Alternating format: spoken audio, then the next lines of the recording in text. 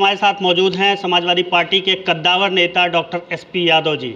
मौजूदा समय में सदर गैसड़ी विधानसभा सीट से विधायक हैं और समाजवादी सरकार में कई बार मंत्री रह चुके हैं। इन्होंने एक मुहिम छेड़ रखी है विश्वविद्यालय की, जो विश्वविद्यालय गोंडा में डोमा कल्पी में बनने वाला था उसे बलरामपुर लाने की एक मुहिम छेड़ रखी है, जिसके लिए उन्होंने आज एक कॉन्फ्रेंस का आयोजन किया था। हमारे साथ बात करने के लिए मौजूद हैं, हम इनसे पूछेंगे आगे की योजना क्या है। आपने आंदोलन को धार दे दी है, लेकिन इस जो नगर पालिका का चुनाव था उसमें थोड़ा आंदोलन धीमा पड़ा था, उसको फिर से रफ्तार देने की अब कवायद शुरू हो चुकी है। बहुत बहुत स्वागत है आपका। आगे की योजना क्या है मंत्री जी? देखिए, अभी तक जैसे धरना भी दिया गया है और मार्च भी किया गया बलरामपुर में, इसके अलावा पोस्ट कार्ड भी भेजा जा रहा था और हस्ताक्षर अभियान भी चलाया गया सभी मतलब शहरों में, विद्यालयों में पर्याप्त संख्या में किया गया। सरकार को से मांग किया गया। अब चूँकि सरकार जो है अभी तक कोई निर्णय नहीं लिया है बलरामपुर जनपद में विश्वविद्यालय बनाने के लिए, और मुझे पता चला है कि गोंडा के कुछ शिक्षा माफिया दबाव डालकर और बलरामपुर जनपद में जो सत्तारूढ़ दल के जो जनप्रतिनिधि हैं या जो नेता हैं उनका भी मुंह बंद करा दिया है, और ये साजिश करके जो है कोशिश हो रही है कि बलरामपुर के बजाय गोंडा में ही माँ पाटेश्वरी जो है विश्वविद्यालय का निर्माण हो। तो ये हमारे आस्था का सवाल है। बलरामपुर की जनपद में चूँकि माता जी का, माँ पाटेश्वरी जी का स्थान है, शक्तिपीठ है, तो ये हमारे बलरामपुर जनपद के आन बान स्थान की लड़ाई है। और जनपद बलरामपुर पिछड़ा है हर दृष्टिकोण से, नीति चाहे आयोग हो उसमें आकांक्षी जिले में बलरामपुर सबसे नीचे है और श्रावस्ती जनपद साक्षरता में भी बहुत नीचे है।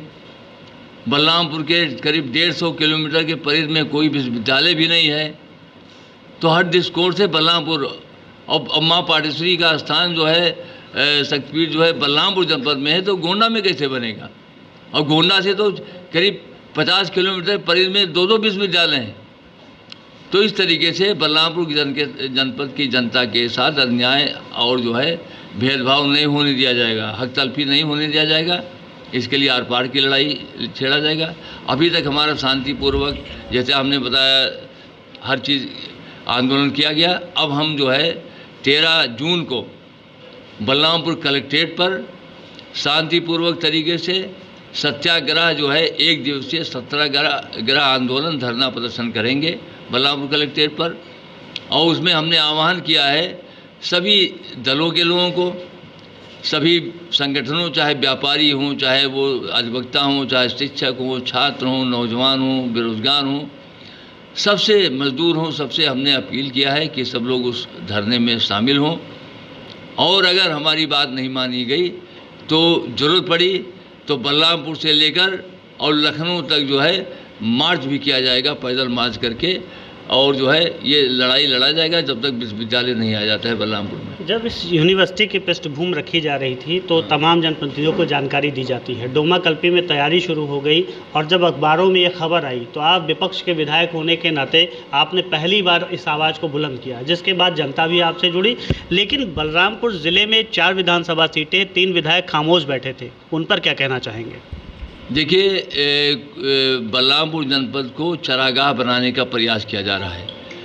बलरामपुर जनपद में एक ऐसा जनपद जहां पर माननीय अटल बिहारी वाजपेयी 2 बार सांसद रहे, पूर्व प्रधानमंत्री, माननीय नानाजी देशमुख, इतने बड़े नेता RSS के और भाजपा के, यहाँ से वहाँ से जो है भारत रत्न दोनों लोग हैं, यहाँ से सांसद रहे हैं। सुभद्रा जोशी जी सांसद रही हैं। तो बलरामपुर जनपद अगर देखा जाए तो ये जो है भारतीय जनता पार्टी, चाहे जनसंघ रहा हो, इनका एक गढ़ रहा है। और बलरामपुर जनपद ने चाहे RSS हो, चाहे जनसंघ हो, चाहे मौजूदा भाजपा हो, बहुत कुछ दिया है। यहाँ पर 3 विधायक भाजपा के हैं और जो है अभी नगर पालिका के चुनाव में बलरामपुर, तुलसीपुर 2 नगर पालिका है, बलरामपुर, उतौला दोनों भाजपा जीती है, नगर पंचायत भी पचपड़वा का जीती है। तो सब कुछ बलरामपुर जनपद ने दिया है, लेकिन सरकार ने जनपद बलरामपुर को कुछ नहीं दिया है। न कोई सड़क दिया है, न कोई पुल दिया। हम हर चीज़ बर्दाश्त करने के तैयार हैं बलरामपुर जनपद वासी। हमको सड़क पुल ठीक है आपने नहीं दिया, लेकिन ये मामला जो है विश्वविद्यालय ये शिक्षा से जुड़ा हुआ है, ये हमारे बच्चों के उज्जवल बच्चों के भविष्य से जुड़ा हुआ है, ये हमारे तकदीर से जुड़ा हुआ है बलरामपुर जनपद के। इसलिए हम इसके लिए हम कोई समझौता नहीं करने वाले बलरामपुर जनपद के लोग, और इसके लिए आर पार की लड़ाई लड़ा जाएगा।